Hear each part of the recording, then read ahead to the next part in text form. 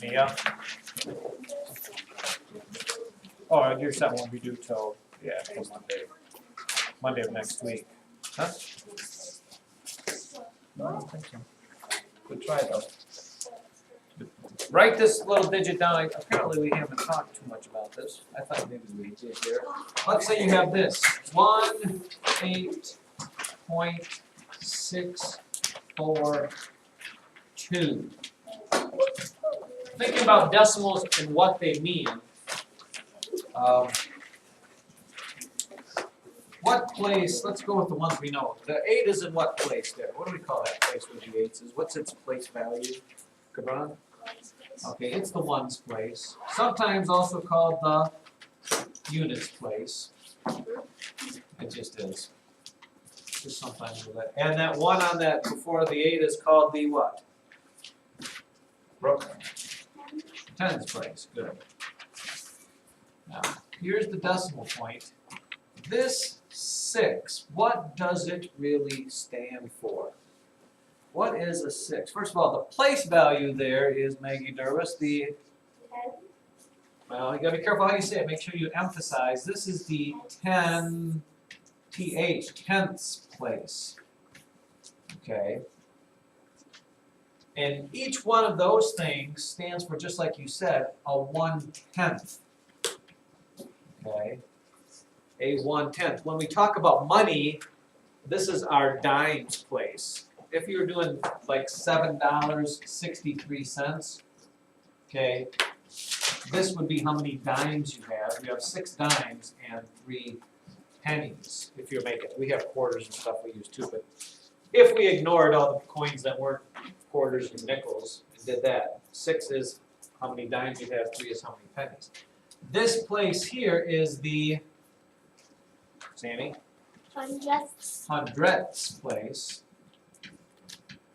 And it's important to kind of note that, okay, this side of the decimal is very much a reflection of this side of the decimal. The place values go the same, except they're kind of backwards, except for one small, very important thing, okay?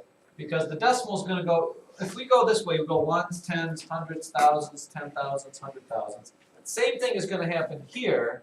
You're going to go tenths, hundreds, thousands, 10,000s, 100,000s, millions. It's all going to be that, except there is no ones place.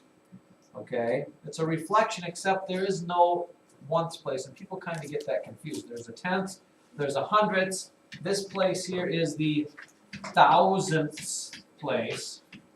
And that's why the TH is important, because if you don't have it, it's the thousands place, which is actually over here.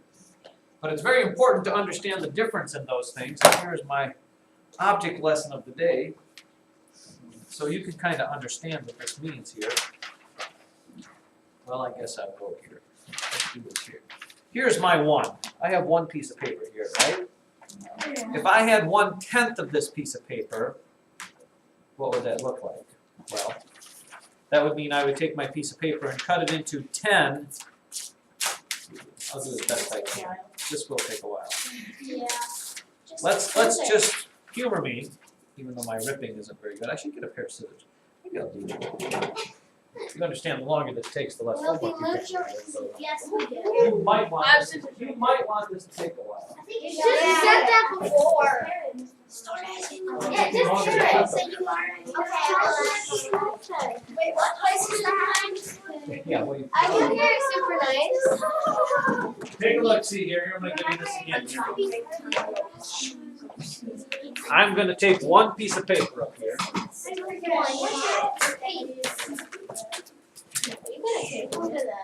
Why are you gonna tape Take it? it right here. Why?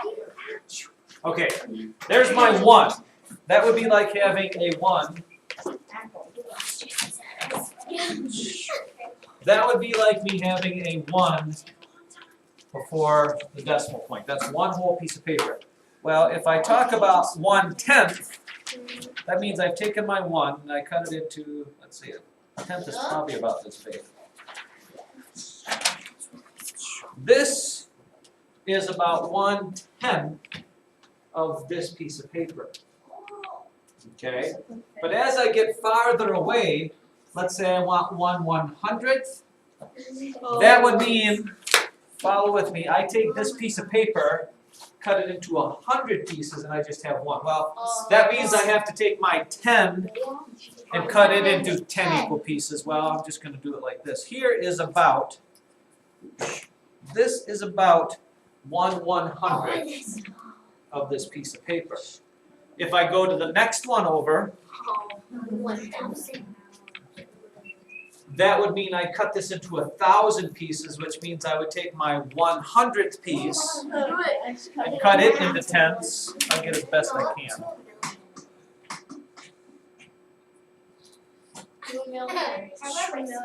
Okay, this is about 1,000th of that piece of paper. I can't even see it. And then if I went to the 1/10,000th piece, You might cut your finger, by the way. Where'd it go? I did lose it. I'll cut another one. Try and box. Here, I'll just put it, I'll just kind of look at it. Oh, I see it. Nobody touch it. I thought he cut off some of his finger. Up my tongue. Oh my gosh. There is blood. There's no On your finger. What's on your finger? red. It's stuck right there. Now, here's the thing to think about, children. Okay? Here's something to think about. If you look at this decimal number here, okay, that decimal there, even though it's got all of those digits there, okay, that decimal is way, way, way smaller than just, forget this, just that decimal piece is a lot smaller than having even 1 of that piece of paper. Because I'm just adding 1/10, which was that big piece. To that, I'm putting another 100th, which would be even smaller, and another and smaller and smaller. The point I'm trying to get is, no matter what your decimal number is, if I had this as my decimal number, this is still smaller than the number 1. Because this is 9/10ths, this is 9/100ths, 9,000ths, 9/10,000ths. By the time you get out here, you're talking about something that's very, very, almost a speck of anything. Okay, but it's all relative though too. If you talk about the entire population of the United States, which is in the 300 millions or something, if you're talking about this right here, which is 9/10,000ths, okay, if you're talking about 9,000ths of the population of the United States, you're still talking about probably a few hundred people or a few thousand people, because you're starting with such a big number. Okay, but if you're starting with something small like this piece of paper, if I had a piece of paper the size of this room, I could pretty easily cut it into this. It'd be a relatively big piece of paper. So it's all relative to what you're talking about. Yes, if any of your parents have a piece of paper that size, bring that in. A piece of this room. Now, going back to what we were talking about here, here is something we have to talk about. How do you say a decimal number? So write this down, because I'm going to give you some ways to do this here. Here are the exact steps. In order for you to say a decimal number correctly, you need to do this. The first step is you say the number in front of the decimal. Say the number in front of the decimal.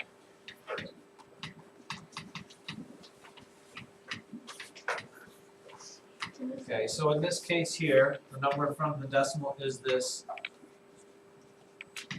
35. So I say that. Step number 1, we need to say or write, by the way, 35. That's step number 1. Step number 2 is you always say the word and for the decimal point.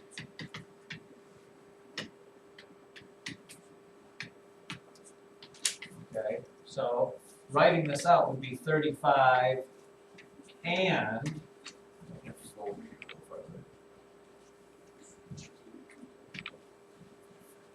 step number 3, it's gonna be 4, I believe. 4.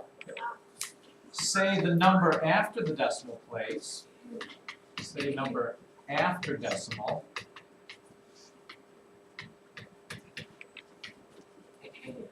My number after the decimal there is just 24.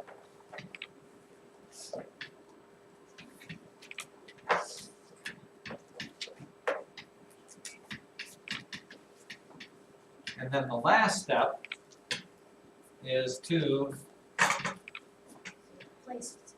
exactly, step 4 is to say the place the last digit is in.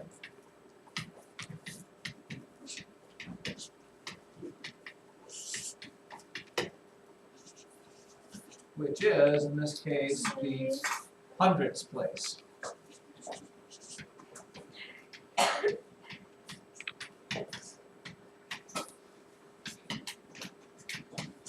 Give me a chance to write that down.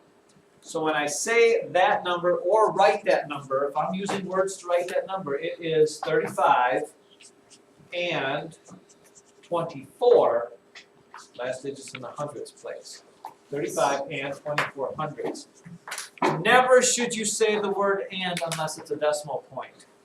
Okay, a lot of people when they say this number like this, they say 306. No, you shouldn't do that, it's 306. The word and means a decimal point. 306 and 7 tenths. 17 and, how about this? 17 and 7 hundredths. How about this one?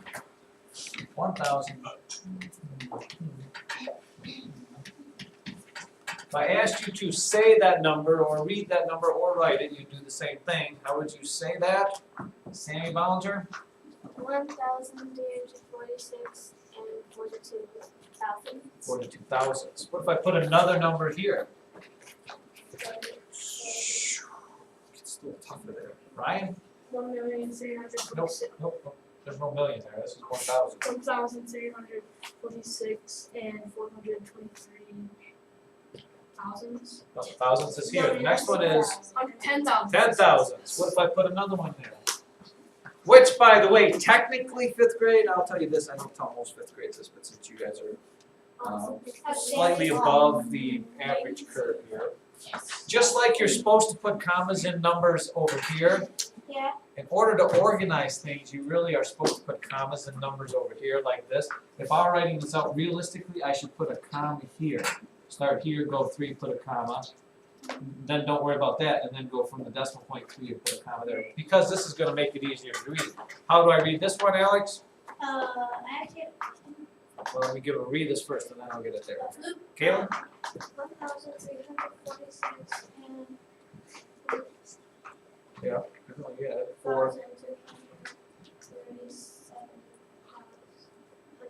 100 thousandths, yeah. 1,346 and 4,237 hundred thousand, tenths, thousandths. Wait, tenths, hundredths, thousandths, 10 thousandths, 100 thousandths, and one more just because.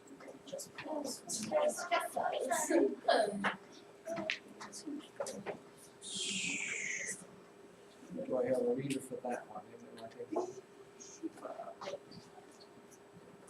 No? I just looked at the number close. Cabran? 1,346 and 42 hundred. No, this is 42. You pretend like this is a number here. 42,379. What place is that 9 in?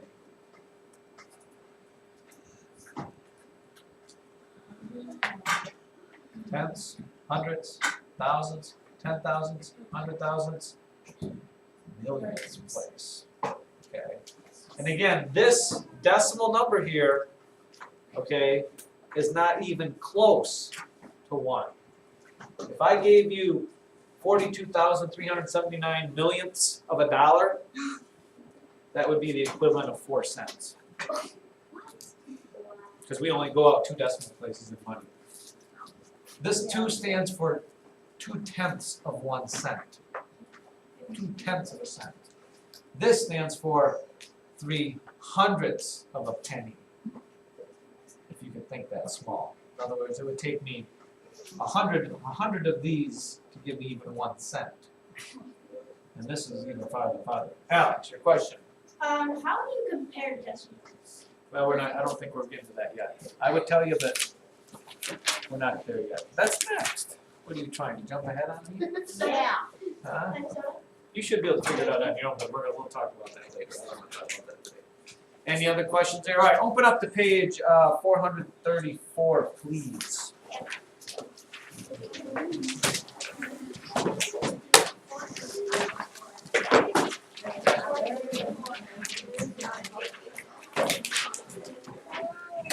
I suppose you should throw this down too. Write this down just because I don't know if it'll ever come up, and I've rarely ever heard it, but.